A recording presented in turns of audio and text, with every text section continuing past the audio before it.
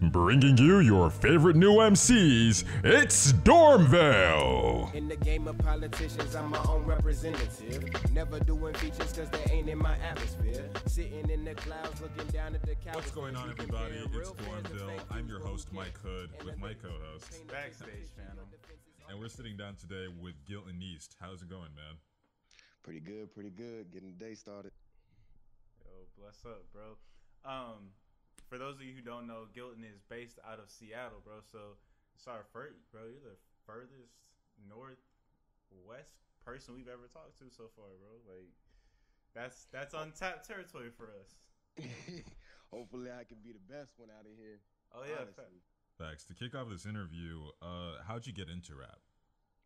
I guess it really. I was just kind of talking about this, but it started with my family because I was about like 8 when I really got into it. But my family around me, they were consistently rapping and singing, and so I kind of just fell into it.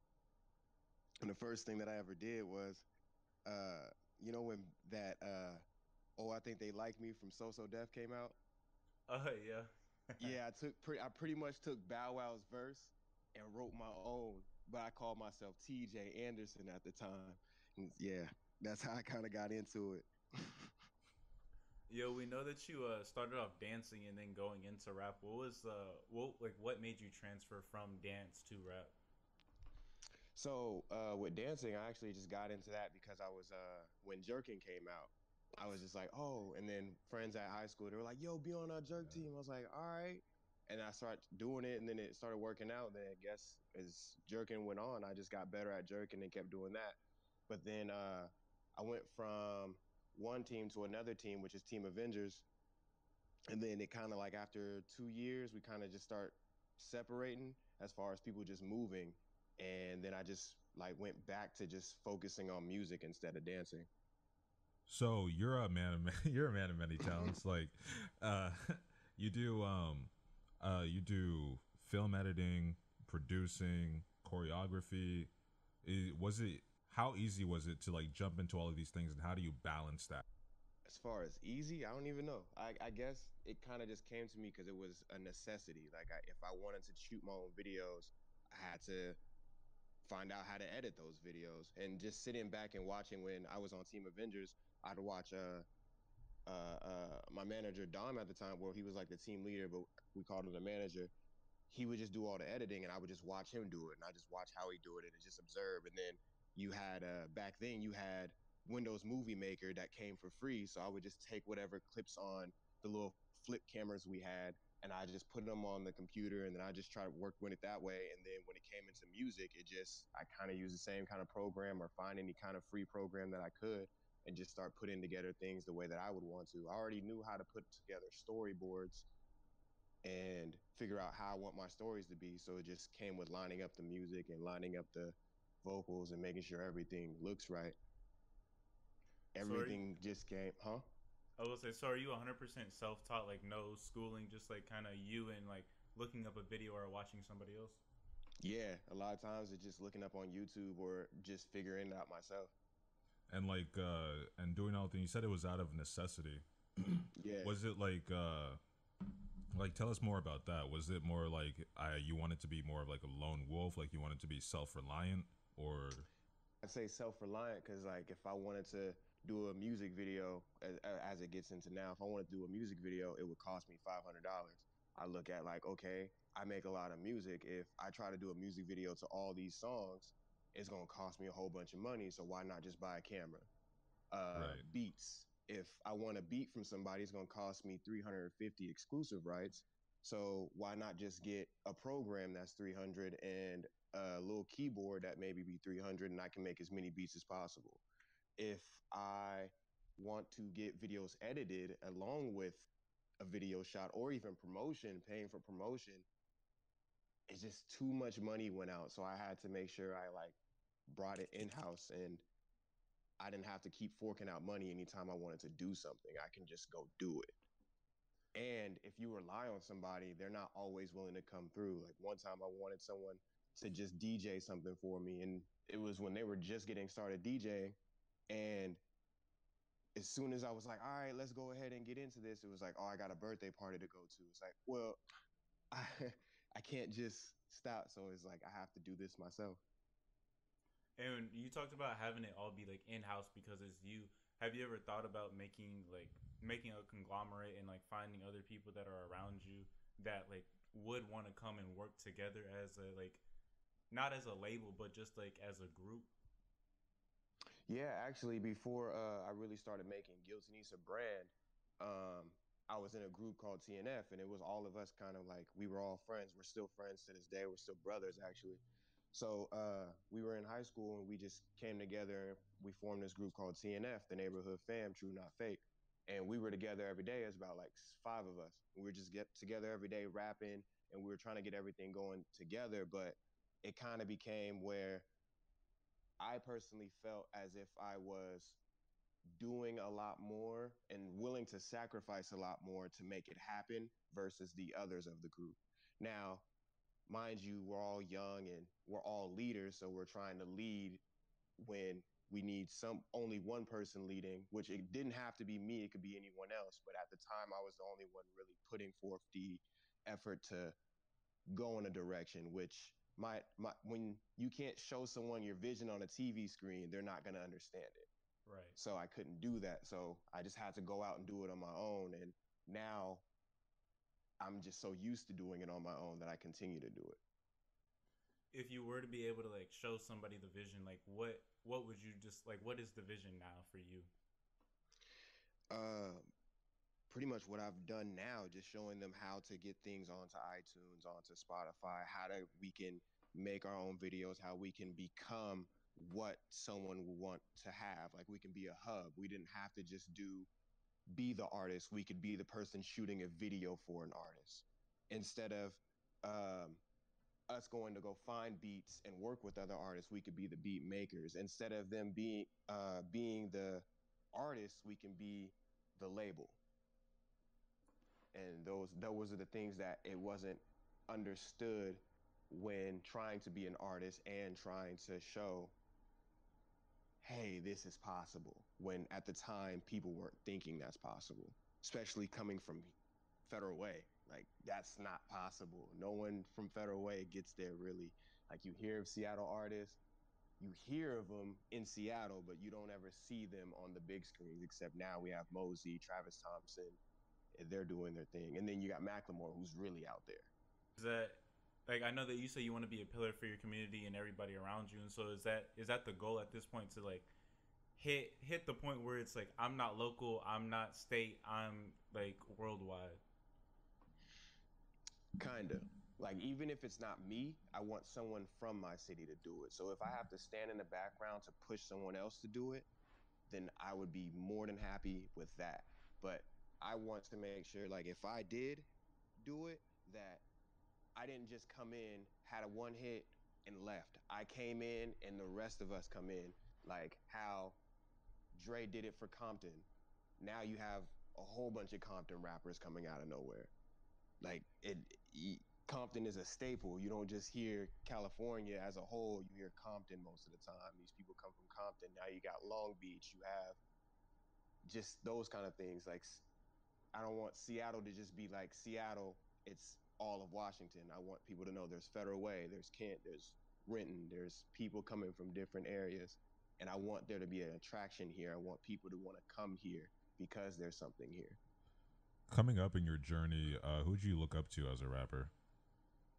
It changed over time. Like in like 2008, 2007, it was like Kanye, T.I., and Ludacris that I was looking at the most. But now I mostly look at J. Cole. But I actually have to put in Drake because when Drake came around, I started using that style a lot more. Really started using that and trying to sound like Drake as much as possible, to the point where my grandma was, every time we was in the car and she'll hear Drake on the radio, she'd be like, "Is that you?" No, it is not me. That is Drake. And so after a while, I realized I needed to be my own person, and I kind of changed it. Those are the people I was looking up to. Yo, like locally, who do you think is like not competition, but who's like okay, well this is somebody I'm looking out at. Like this is somebody that's actually out here doing their thing in Seattle, because like like you said, like Seattle isn't like really big and popping. It's like it's not the California or Atlanta or New York that everybody else has, and then Dallas and Houston are just kind of like we throw out people every now and again. But like, who are the people that y'all have that are like, yo, why don't y'all like get off the state? Come on, come on. Dang, who do we have that I look at? A lot of the people that I look at are like my surrounding peers. Like we have Fieselman, Johannes Jennings, Jay Morrison. We have, hey, if I can go down the list, I know some people are gonna be mad if I leave them out, but like the peers around me are the ones that I look at. Like I gotta either push them or get ahead of them. They make me want to go harder versus the ones that like Lil Mosey getting there was like oh, it can happen because he's someone who is like us versus, not to say anything against Macklemore, but Macklemore is kind of like, it's kind of poppy more than it is rap. Right. Yeah. And Lil Mosey still like sing rap like new generation, but he got out of here. He was on Genius. That's something I never see for a Seattle artist. Like I'm seeing Gabby and Blimes, they're like going somewhere. That's great. Seeing them is kind of like, okay, let's get there. And then just seeing Travis Thompson have a partnership with Epic Records. If I see him everywhere, then it's like, we're there. Now the doors are open. Because it feels like Seattle doors get cracked, then they get shut. They get cracked a little bit more, and then get shut. But with Lil Mosey, he kind of like gave us the key, but we just got to figure out what door it is. And then if Travis Thompson gets the deal that he has and he pushes it, he may push the door wide open and the rest of us can flood through. How do you feel about the new wave of hip hop with the auto tune and the dyed hair and drug abuse? Like, do you do you think with bro, that's the answer right there. The laugh is the answer. The laugh is the answer. Damn it. It's over. It's a wrap, bro. We're done for the day. I mean, it's good, but we have no balance.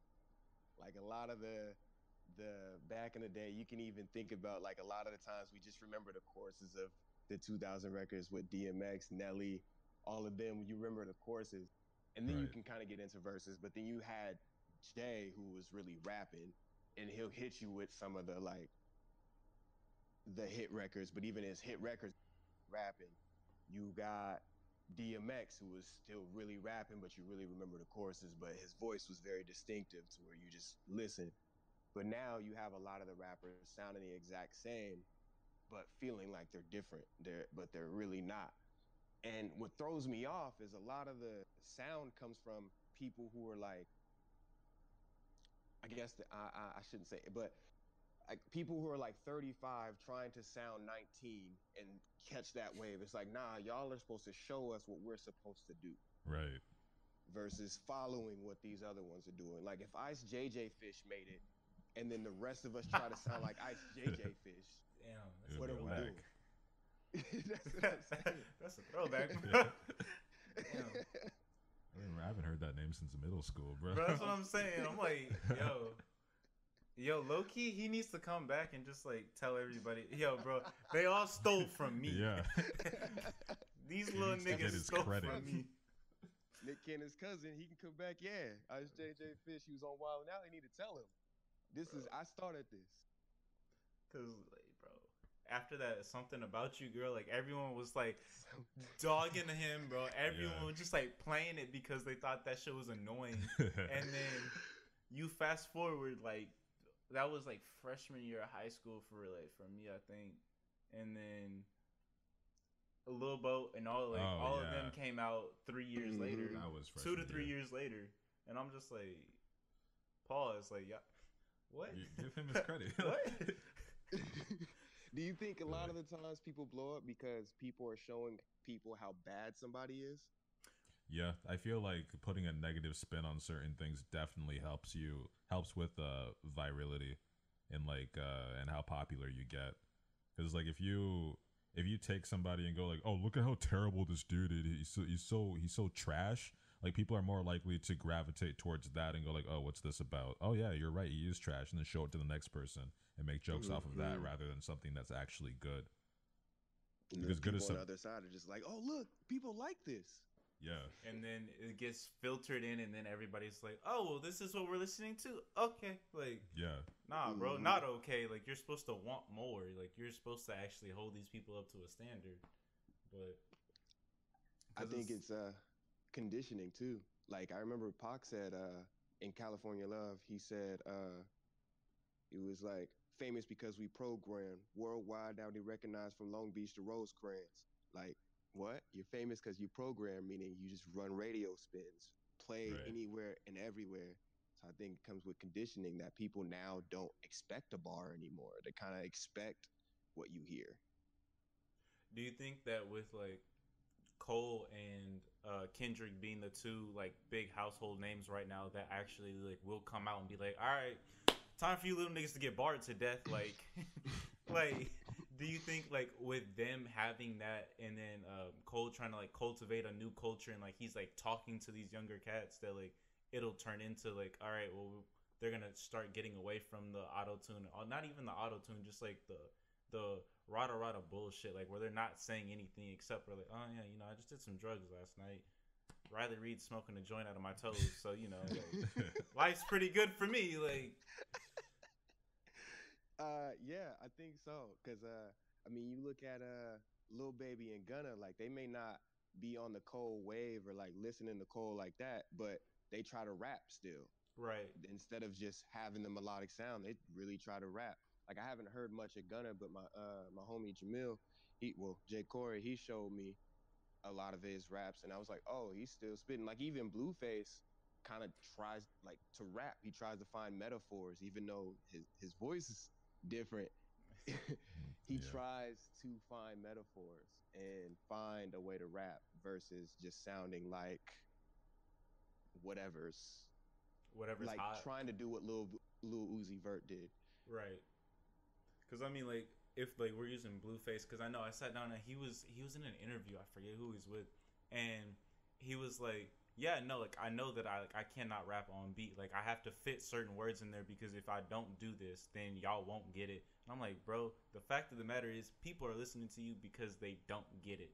I'm like, yo, I'm like, bro, you have bars, like you're saying stuff, and like some of his bars, I'm like, oh shit, wait, pause. Like he added a whole extra word, and that shit was off as fuck. But like that was heat.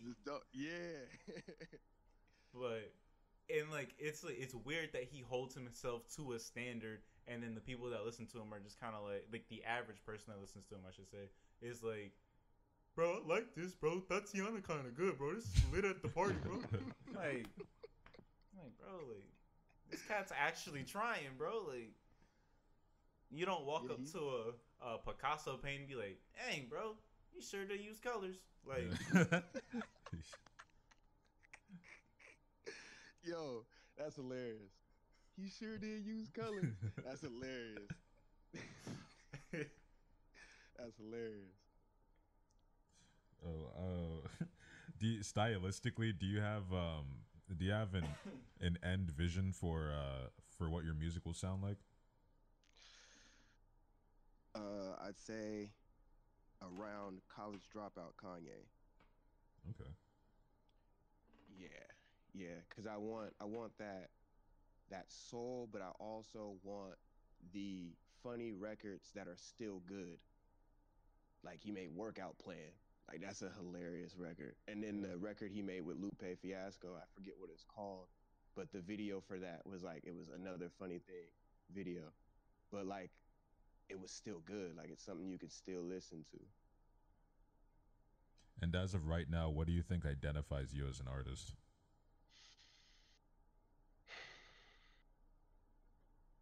What do you mean by that? Um, if somebody were to say turn like musically, if somebody were to say like just turn on a beat, like would uh what would be the defining characteristic that makes somebody go like, oh, that's Gilton?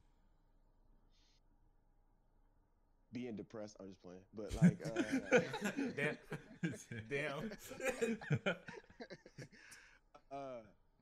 the having to listen to it in a ready state to listen to it. Like you can't be at a party and be like, "Yo, turn on Gilton East." like you kind of be going through it at the time that I'm saying it. Like if you Okay. listen to Drake's Brand New and you haven't experienced that, that record may be trash to you. But if you've experienced it and you listen to Brand New, you're going to feel that record and that record's always going to stick with you. So I think that's kind of where I get defined as an artist is when someone shows somebody my music, I feel like they're like, yo, listen, this right here, this is how I feel. I think that's kind of the thing. With that, the other day we were talking to Walt Mensa from Left Field, and we were talking about like like the way that people listen to music is like so different because I listen to music differently than Mike listens to music. Like whenever we first met, when we first met each other, I would play music and then he would just be like, "Damn, this is kind of good." I'm like, "Yeah, bro, like no shit." And then he would play music. I'd be like, "No shit," like, and then he would play music, and then I'd be like, "Why are you listening to this?" He was like, "It sounds good." I was like, "Bro, like, did you hear what he just said?" And he's like, "What?" And I'm like, "Bro, like, did you hear what he just said?" Like, he was like, and like, so I was like, we kind of like got into like the whole like certain people listen for words, and then some people, like a lot of people, listen just for the beat. Like, whoever produced that beat, like that's what they're listening for, and they don't know it subconsciously. They're just like, "Oh yeah, no, catchy words," and then the beat's just in the background in their mind, but really the beat's the forefront of the song. Um, and with that, like, how do you listen to music in that sense? Like, do you target an audience that only listens for the words, that like people that have matured ears, or is it like somebody, like anybody can like pick it up and kind of be like, oh, all right, well I feel that, but So at times it's more for the like when I really feel a song, like I write it to express how I feel. I'm targeting those who listen for words. But I try to have like a not like a bouncy beat, but like something that catches you as you hear the beat. If you are into uh I'm not gonna say hip hop, but into like those soulful sounding beats. They almost would sound soul if they were just a little bit older. mm-hmm. So at times like that, I'll try to target those who listen to words, but sometimes like I'll test the waters and try to get those who just hear the chorus and the bounce of the beat. And so I'll make a chorus that kind of it means something but doesn't mean something, trying to put some playful words in it and then see if people like that. But I like to target those people who really just listen to those words and live with the track. Mm. And I guess you tapped into this just like a little bit, but like, what's your mindset or yeah, what's your mindset going into making a new song? What's your creative process like?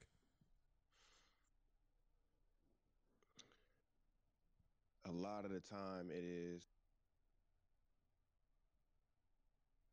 how am I going to help this person listening to this song? Because a lot of the times I don't feel as if I fit in. Now I don't try to fit in, but I don't do not try to not try to fit in.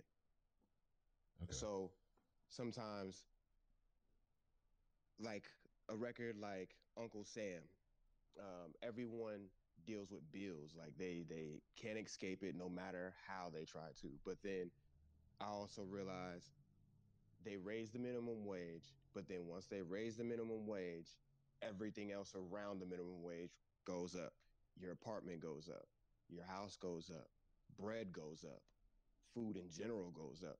So it's like no matter what they do, no matter how much money you make, there's always going to be a tax on it. Yeah. The only thing that doesn't get taxed is time. And a lot of people want more of it.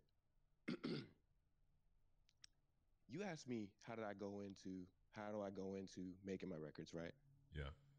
Okay, yeah. So I'll think of things like that. Like, what is something that people are dealing with right now? What is something that I'm dealing with? What is something like I'll see a whole bunch of records about guys calling women.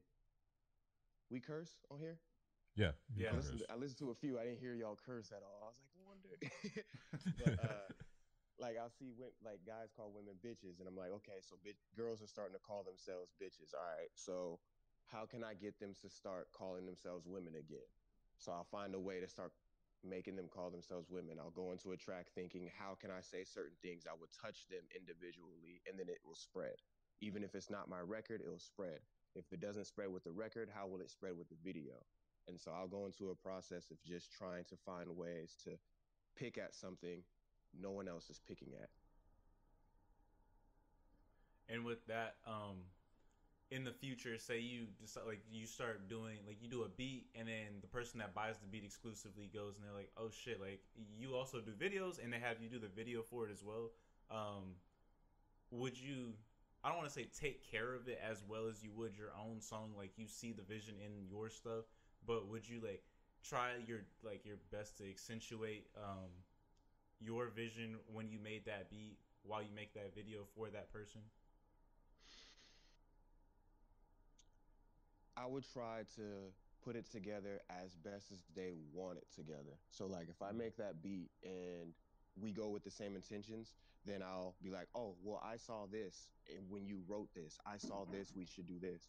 But if I made the beat and then the person had like a completely different, like, let's say I made a soulful Kanye West beat, but then the person on it did nothing but auto tune and said nothing on the track and then wanted me to do the video. I would ask him, what is your idea for the video? And then he'd be like, well, I don't know, but I want this, this, this. And so I would tell him like, okay, well, what if we did this, this, this? And I would try to fit it the best way he would like it or she would like it versus my own fitting. But I'd add a little sprinkle of me. They'll be the popcorn, I'll be the Johnny seasoning. Pause. Wait, you put seasoning on your popcorn, bro? You don't put seasoning on your.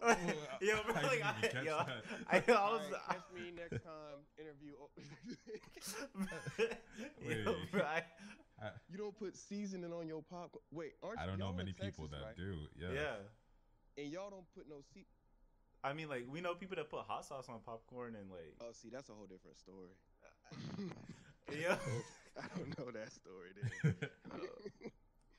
I know, bro. I know a girl that puts like pickle juice on her popcorn. I know a girl that does M&Ms in the popcorn. But oh yeah, I know that, like canning the popcorn. I heard the M&Ms, but the pickle juice, you just make the popcorn like soft and gross. Hey, it's them, not me, bro. I just eat kettle corn, like. Same. Kettle corn, movie theater popcorn sometimes. That's it. Yeah, okay, so can I say there'll be the popcorn and I just add the butter? Yeah, sure, yeah. That adds up, bro. That adds up. Cool. I guess I'm the only one with Johnny seasons on my popcorn. Bro, next time we go grocery shopping, I'll look for it so I can try it, bro. Yeah. You just don't put too much or you're going to say it's horrible. All right, bet. We know you have a show coming up on March 13th. Where is your show in Seattle? Because I know the last show that you did was in LA. Yeah, this one's in Seattle. Okay. At the Columbia City Theater.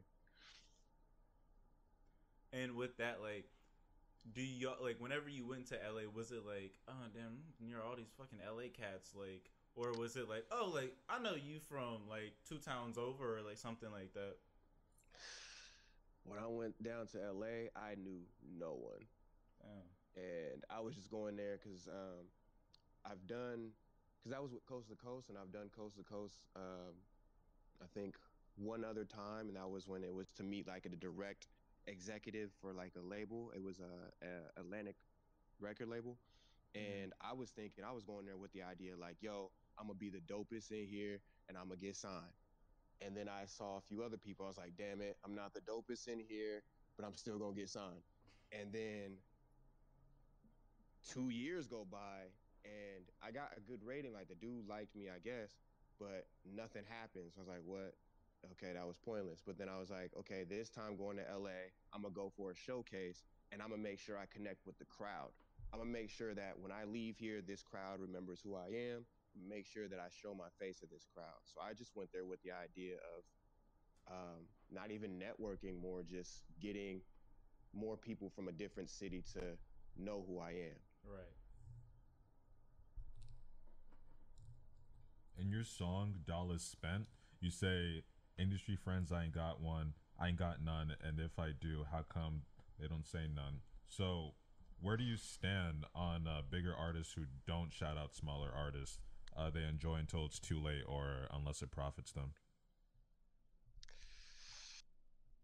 Depending on the individual,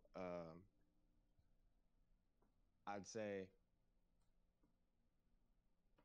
it sucks because I get it. Like someone who's in a big position, sometimes they might think if they shout this person out or even try to put them on, they'll lose their fans because the Yeah. person might be better than them.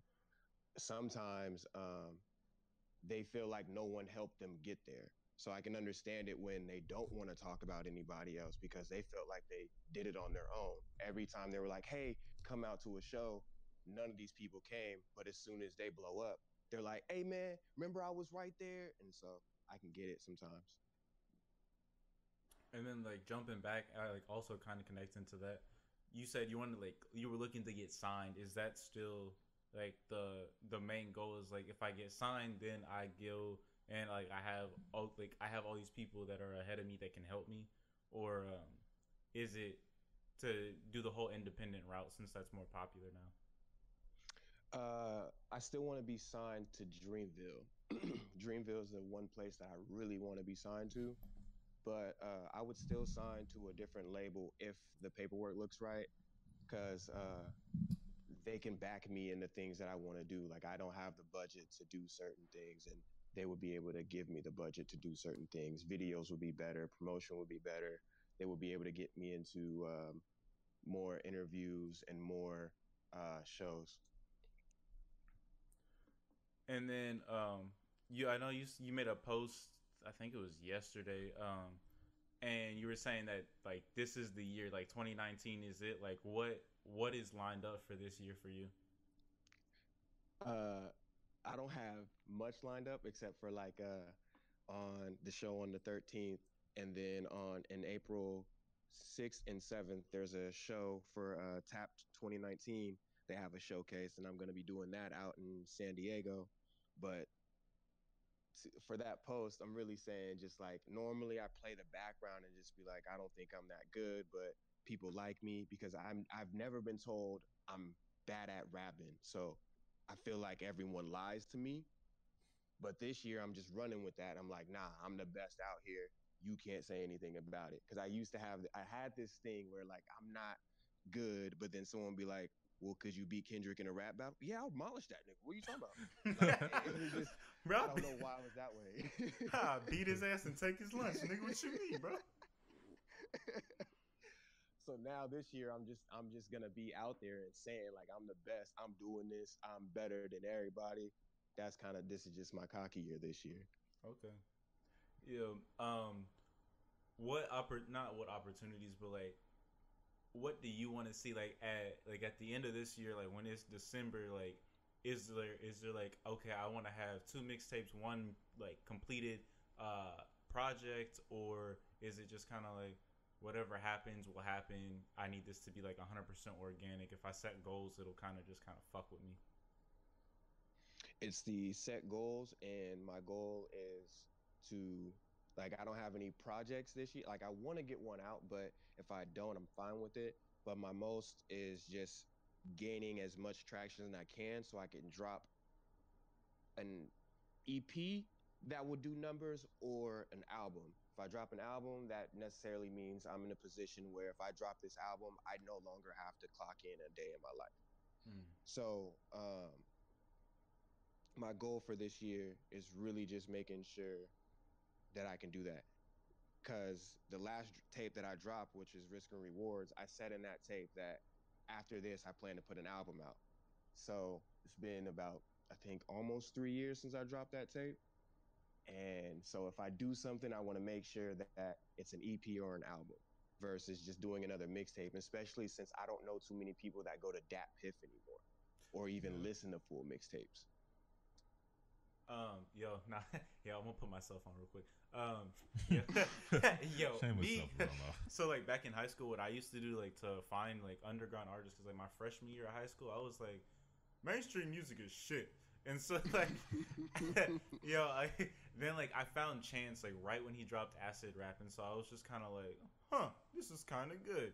And so then I got on Spinrilla, and so like, all throughout high school, what I would do is like if I just like ran out of music, I would go to like just like the recently released music, and I would just like find whatever cover art I thought looked the best. I picked like 3 or 4 mixtapes for that day, and I would just sit there and I listen to them, and like through that I found just like hella different people. Like I found Joyner Lucas when he first came out, and now he's fucking signed to Eminem, like signed with or partnered with Eminem, and now nigga done blew up. And I'm just like, damn, bro, I was there in the beginning.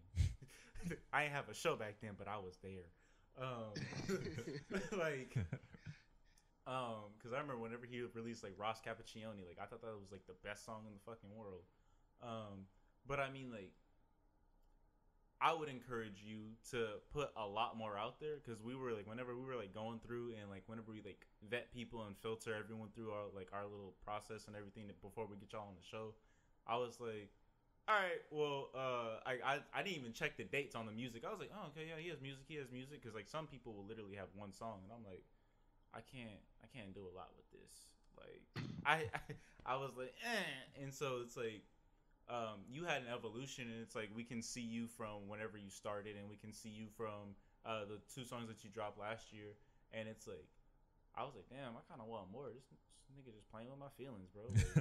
Like just sitting on music, bro. It's like, cause like, are you one of those people that has just like shitloads of music just sitting in the hard drive right now? Yeah. And what sucks too is I end up like hard drives end up breaking or a computer end up breaking. So then I'll just lose music, and then I have to go and just create again. So and I'm also one of those artists who are very sensitive about the music. So when I don't get the numbers, it kind of like makes me feel like, okay, I don't want to be 30 still trying to be a rapper. Right. I want to make sure that if I'm doing this and I'm putting everything into it, that something's coming out of it. Because I'm someone who sacrifices everything. Like I've quit in multiple jobs because I thought I was going to blow up tomorrow. I was like, I'm going to drop this and I'm blowing up tomorrow. So this job. And then nothing happens. So then I'm looking for another job. Or I would find a job that's going, like I went to try to work at the airport. So I was like, all right, I'm going to drop this tape. I'm going to work at the airport so I can get free flights. Then I'm going to fly everywhere I need to do a show. Then I'm going to drop this job. Didn't work out. So once I started looking back on all the things that I've done to try to make this happen, it slowed me down on releasing music. Because I'm one of those people who go all the way in. And that's what made, like going back to TNF, that's what made it to where I had to leave, because they weren't willing to drop everything, which was a smart decision because they were setting themselves up for being able to do what I'm doing now. But I would drop anything and everything just to go do the music. So now I'm trying to that is another goal this year, is to put more music out. I want to actually just continue to put music out this year. But before that,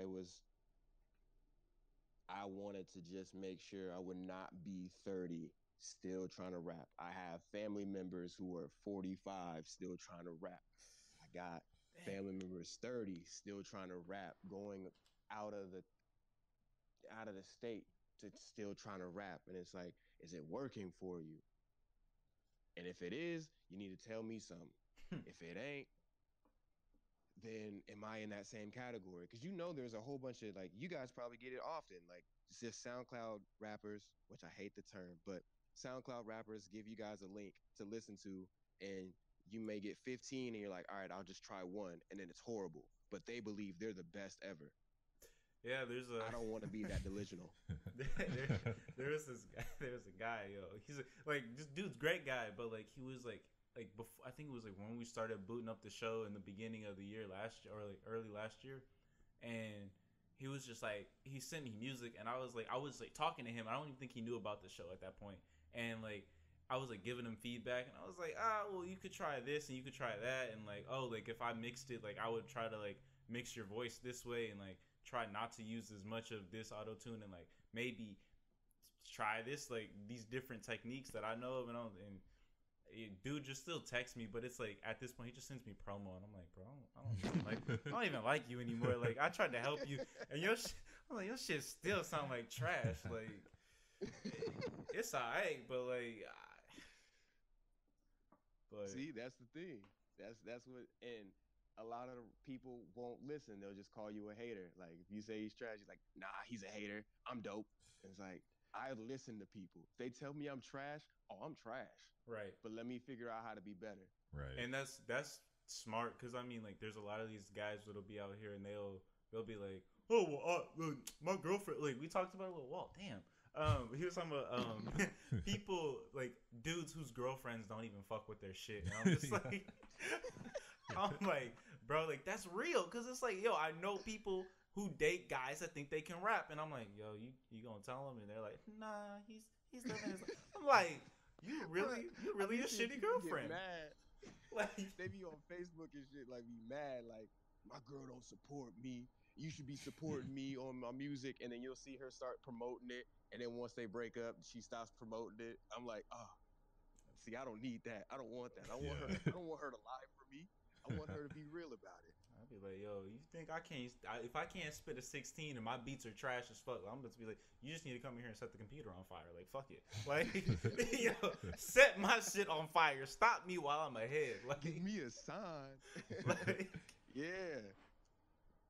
but I mean, to be like, since you're open to that criticism, I think that it would be easier for you to like do like that not casual, but like DM people, because there was a guy that I used to work with in high school, and I would like he would send me his songs before they were released, and so I would be like, all right, we'll do this, do that, and he would actually change his shit, and then but we had a whole debacle and whatnot, so we don't really fuck with each other too heavy, but like you have that ability, I think, and it's like once you open yourself up and you find those people that you're willing to like give the music to, be like, hey, what do you think about this? Then I think that's when you'll see like not exponential growth, but you'll be able to be like, all right, well, now that I'm taking this advice from other people, and now that I'm able to like apply it and it's all applicable, it's not like you're trash. Because like if someone walked in and was like, yeah, no, your show is shit, I'd be like, okay, how can I fix it? I'd be like, all right, bet. Like, they're like, I'm like, if you want to hear something, because like we do, we'll tweet out and we'll like make polls and stuff like that, and I'll text people. I'll be like, all right, hey, like how, like where do you think the show is at right now? And they're like, I don't really listen to it. I'm like, all right, so like what would make you listen to my show? And then I'm like, oh, you're just not gonna text me back, but you're gonna play an iMessage game, huh? Fucking bitch ass. Like, but like, you know who you are if you still listen. He probably not. Look, I'm a promo this snippet right here. Yes. But like, I want to, but I also get scared. Like, yeah. what if I give somebody something and they release it and it's not even like up to par? Or yeah, really that actually just that. Like, I'm scared to give somebody something and they're like, oh, I like this, and then they're starting to play it all over their Instagram. Or I mean, I guess nowadays it kind of doesn't hurt people now. Yeah, like, as much as it used to. They don't really care. Yeah. Yeah, I should. I'm also scared of that, like that. Well, you said send it, so like sending it before it's released. Because I was also scared of the SoundCloud. Like I observe a lot, so I watch how people would just send SoundClouds, and I'll go ask, "Do you guys click on the SoundCloud links?" And then I'll get capitalized. No, no, no. And it's like, damn, then I can't be like I hate when I got the term SoundCloud rapper. I was like, that sounds so bad. Yeah, yeah. So I want to start sending. I need to definitely do that. At least just like have like a video snippet in like Instagram DMs or something like that before the song's released. Ask people what they think about it. Yeah. I mean, like, and don't like, I don't want to say like don't go, like, I would say pick 5 people, and out of those 5 people, you could be like, this is my brother, this is my cousin, this is my aunt, this is like, pick 5 people with the most diverse taste, because the people that I ask for, like, for not promo, for like feedback on the show, are people that don't like hip hop, and I'm like, you listen to nothing but fucking country music. Like, what do you think? Like, is this listenable? Because if someone that listens to country can sit down and be like, yeah, no, I listen to it, I won't listen to their music, but I enjoy the content that you guys are providing. And I mean, like, our platform is to like help y'all, but if that gives them like, oh yeah, like these rappers are actually cool people, like let me follow them at least, then that means we're doing our job to the best of our ability to make not to make y'all look appealing, but to like bring that out of you guys, you know? And so I would pick 5 diverse people, and then out of those 5 people, 1 or 2 may be hip hop heads, and then the rest of them are just kind of like either casual listeners or people that don't genuinely listen to hip hop as their like primary musical source. And then from there, you can just like take all of those aspects, all those different opinions and viewpoints, and then create something that nobody else is gonna do. Because most niggas just kind of like sit in a studio with people that are either yes men or people that just like listen to hip hop or people that just don't, they're just there. So there's some dudes, Yep. and they get that same type of feedback, and so it's like that's when you have that like, oh, all this shit sounds the same. Versus you have 5 people that all sound like that listen for different things sonically and do all those different types of things. Then you have the far superior critique. Mm-hmm. Yeah, I'm gonna apply that.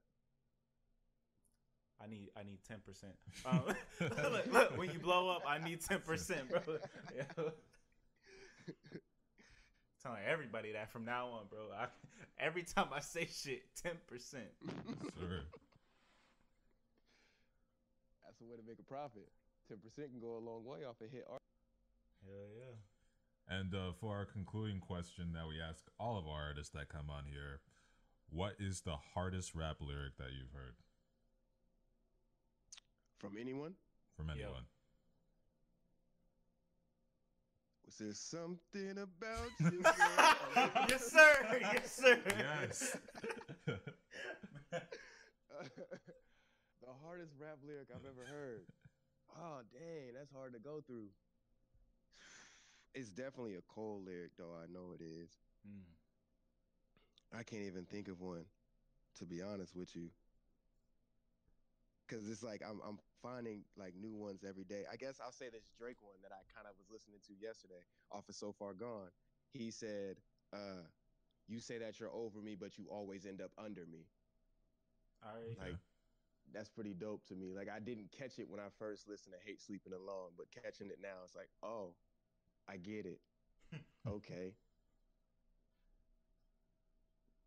And like, shout out your stuff. Like, where can we find your music? Where can we follow you on social media?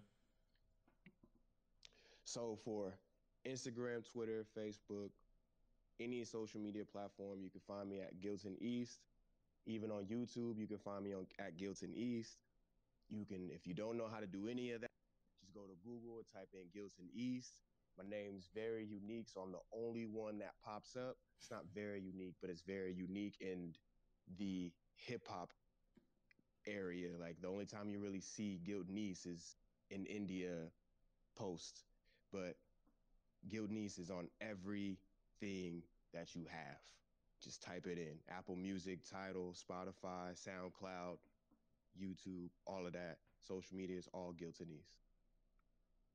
All right, bro. We appreciate you for coming on. We can't wait to see you grow in the future, bro. Appreciate y'all having me, and I hope I can come back when I do grow. Oh, yo, facts. Yes. All right, bro. Peace. All right.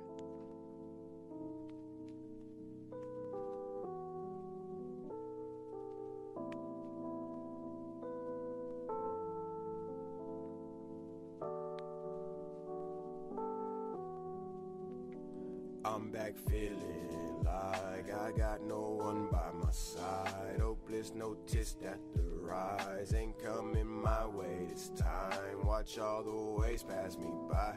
Think I'll just lay here and die. Let all my feelings outside become the earth's fertilizer. I'm drained, exhausted.